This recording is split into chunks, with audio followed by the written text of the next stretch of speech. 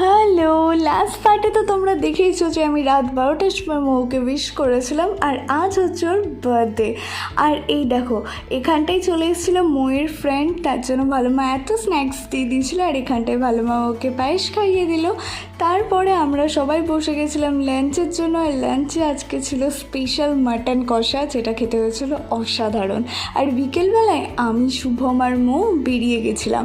আর এইখানটায় এসে মৌয়ের first birthday cake, যেটা ওর দিদুর বাড়িতে, আর এখানটায় মৌ দিদুর সাথে কেক কাটিং করে নিল। আর ওই দেখো পাশে পুচকু বাবুটাও আছে। তারপরে এখান থেকে বেরিয়ে ডাইরেক্ট চলে এসেছিলাম ভালোমার বাড়ি। এইখানটায় এসে দেখি আরেকটা বার্থডে কেক।